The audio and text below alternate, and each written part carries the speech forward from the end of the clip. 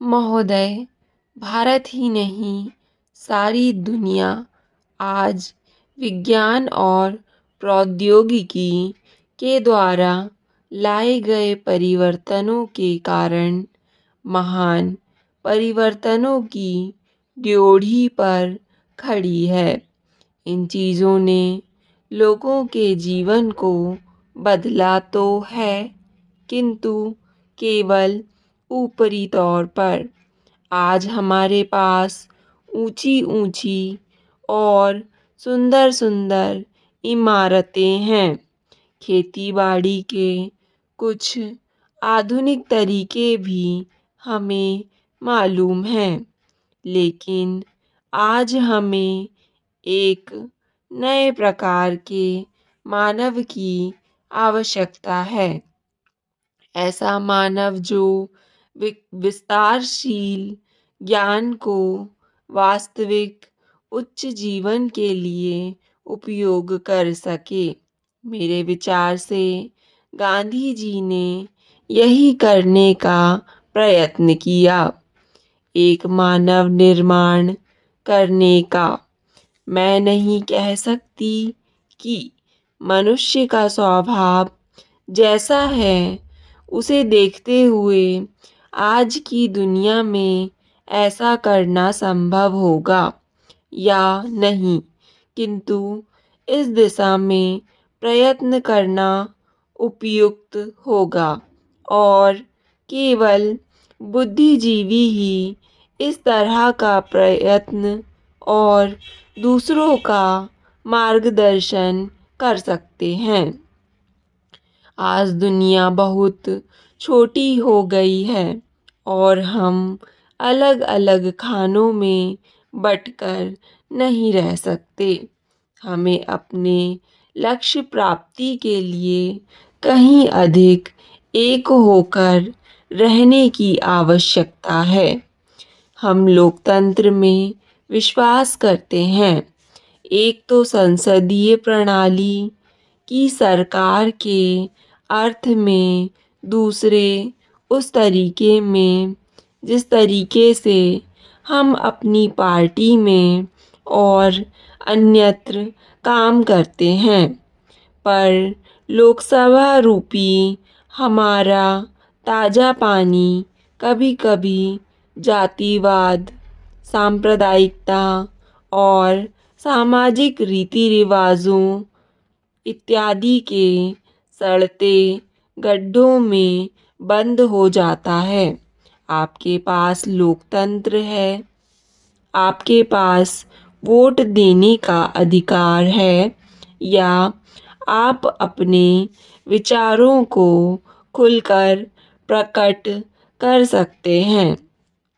इन सब के तब तक कुछ अर्थ नहीं होते जब तक आप इस प्रक्रिया से सामाजिक जीवन में परिवर्तन की नई धाराएं उत्पन्न नहीं कर देते, जो हमारे लोगों के हर वर्ग और स्तर में समा जाएं।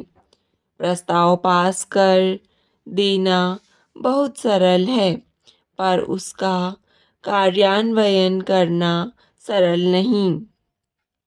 हम जानते हैं कि स्थिति या पद में कुछ लोगों का निहित स्वार्थ हो जाता है और कुछ के का किन्हीं दूसरी चीज़ों में, लेकिन सबसे बड़ा निहित स्वार्थ है भय का, जो जाना पहचाना है, उसे परिवर्तित करने का भय। हम जानते हैं कि अमुक चीज़ बुरी है, फिर भी हम उसे परिवर्तित करने से डरते हैं।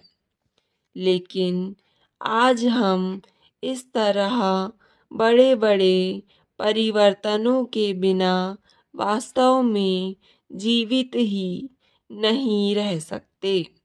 हम परिवर्तन लाएं कैसे? हम लोगों को इस बात का कैसे विश्वास दिलाएं कि परिवर्तन आवश्यक है। महोदय, पिछले कुछ वर्षों में सभी राजनीतिक दल किसी न किसी तरह से जनता से दूर हो गए हैं। आज हम और आप दोनों को अपनी जड़ों को फिर से जमाना होगा। जनता से प्रेरणा लेनी होगी। हमें जनता की आकांक्षाओं, उसकी मांगों और उसकी आवश्यकताओं के अनुसार चलना होगा। अपने देश के विशाल आकार के कारण यह बहुत बड़ा काम है, लेकिन उस आदमी के लिए कुछ भी असंभव नहीं जिसने कुछ करने के लिए कमर कस ली हो।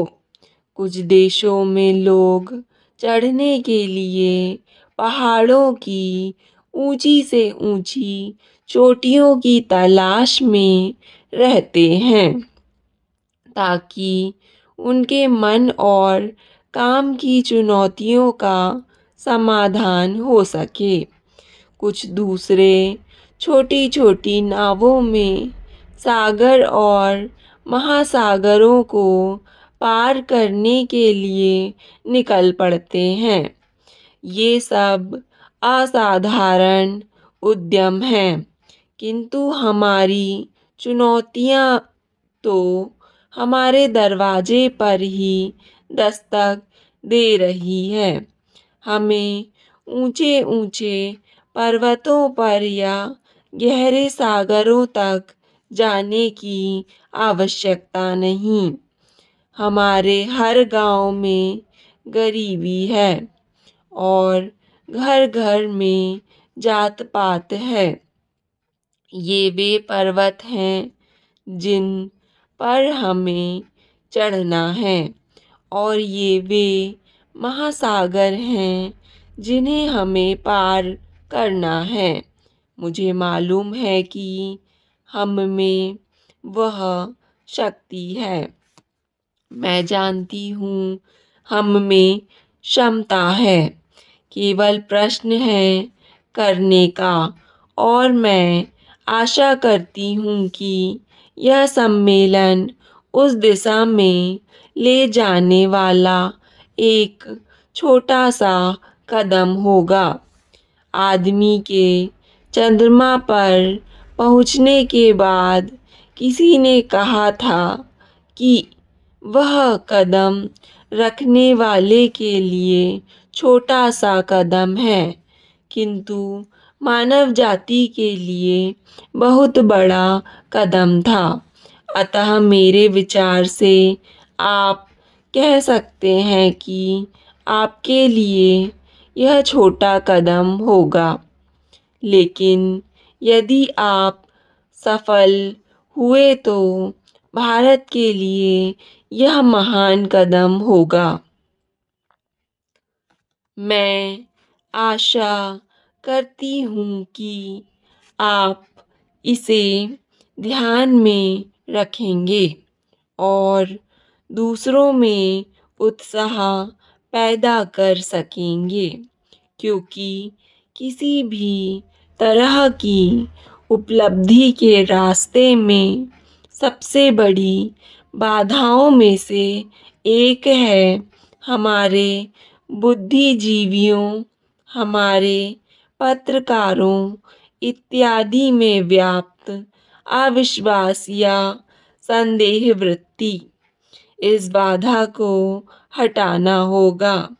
हमें अपने उत्साह को पुनः स्थापित करना होगा और उससे उत्पन्न होगा वह साहस, धैर्य और संकल्प शक्ति जो उन बहुत सी चीज़ों को प्राप्त करने के लिए आवश्यक है जो हमें प्राप्त करनी ही चाहिए। जब कभी राजनीतिक जीवन और बौद्धिक जीवन में निकट का संबंध रहा है तो दोनों को लाभ पहुंचता है। स्टॉप।